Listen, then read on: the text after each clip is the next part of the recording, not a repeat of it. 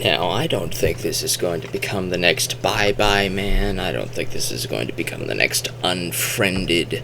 But it does feel like it's in the same aesthetic to me. Here we have the Friendship Game. Now, the Friendship Game I found at a bargain bin. It stars Peyton List. I don't know who that is. Maybe they're from the Disney Channel or something, from what I looked up. So, if you know them from there you go. Win together or die alone.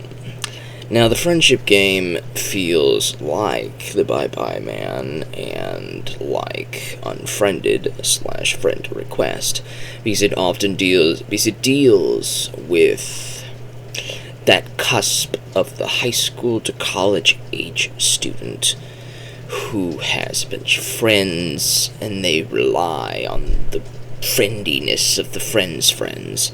And then there's some supernatural spookiness that gets involved and splits them apart, and the spookiness doesn't necessarily pay off as well as it might have wanted. This film isn't unintentionally funny like Unfriended and the Bye Bye Man was, though I liked the Bye Bye Man and Unfriended, and I even liked Friend Request. Did I like the Friendship Game? Well, you see that I have a hard copy, so at least I gave it a chance. I gave it a shot. And is it worth giving a shot? Yeah, I think it is. If you're objectively curious, this film feels like Friend Request / Unfriended meets Donnie Darko. That sounds like an interesting hybrid to me, because the editing is very trippy. There's a lot of trippy colors and stuff that kind of feels like Color Out of Space, color spectrum types of things. It's just very trippy editing and CG edits onto the trippiness that makes you wonder what the heck is going on. And much like in Donnie Darko, they talk about a multiverse theory and time travel, and then there's the spooky Hellraiser puzzle boxy box game thingy. I'll just stick to the plot, the basic plot. We have a group of friends who find a creepy little item, a relic, at a yard sale. They buy it for $10, and they play the Friendship Game.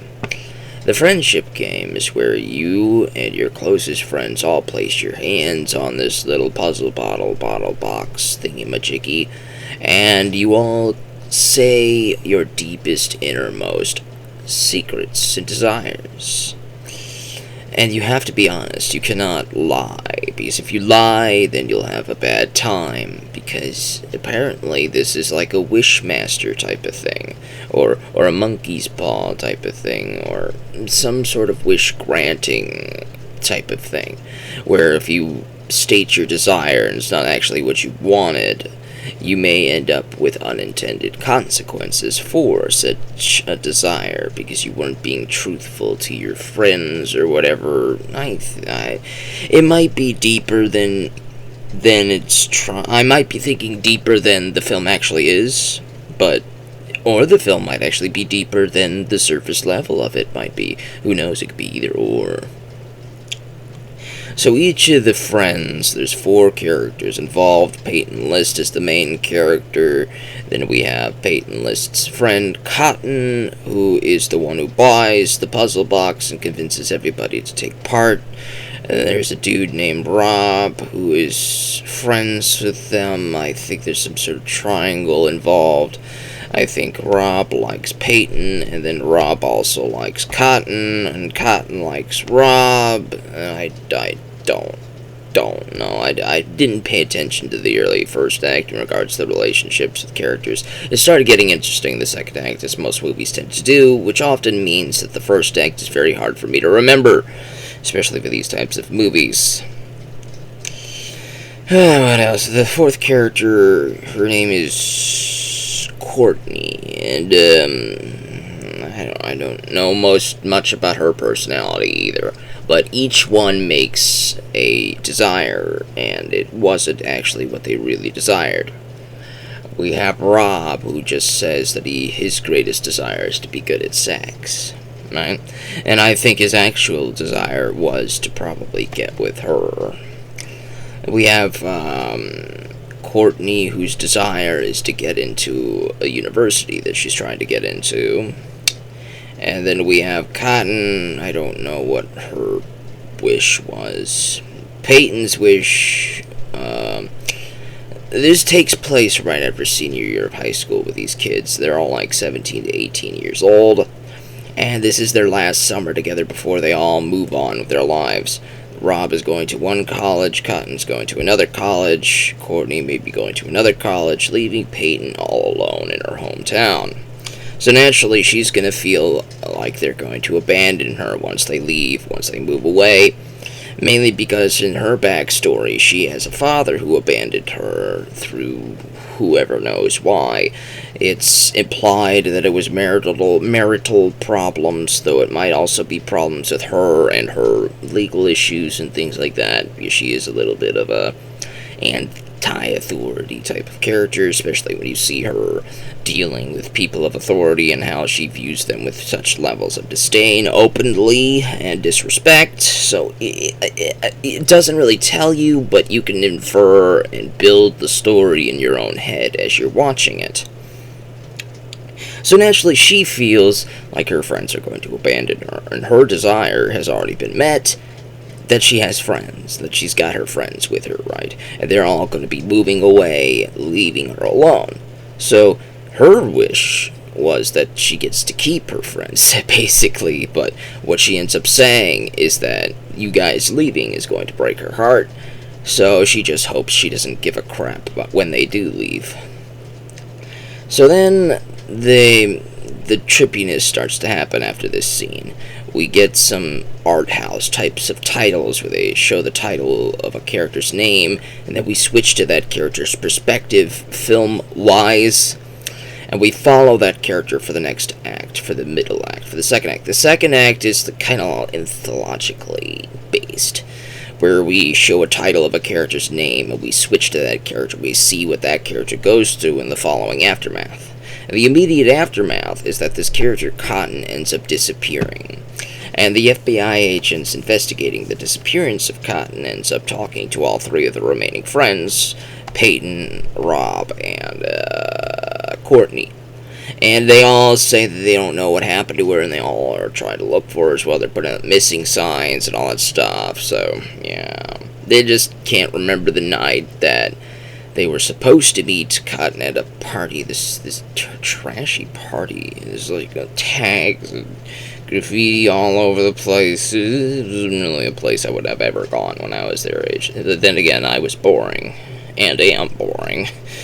But either way, this undesirable, dank, dark, tag, graffiti, blah, they're there getting wasted. And, they don't see Cotton, or we see Courtney see Cotton, and Cotton's like, where's Rob and Peyton? And Courtney says she don't know, she's got pills for Cotton, and, you know, because Courtney's like she's got connections, you know, she gets into that stuff, right? She gets into the substance abuse. And then we notice that she might have histories of substance abuse, and that might also be related to Courtney, so who knows what's going on there, right? Who knows what's going on there? Either way, Cotton disappears, and they all wonder why. And it turns into something of a whodunit, and narratively, if you've been watching up to this point, you've been managed to pay attention, you might begin to suspect that Courtney is involved. And then we learn that Rob believes in multiverse theory, and he thinks that there might be a universe where the two of them got together. And then he also thinks that there's a universe where they all four of them remain friends, yada yada yada yada yada, blah blah blah blah blah. So that's what this second act is all about. Each time we see the title with the character's name, it's technically an alternate universe where Cotton disappears in a different way.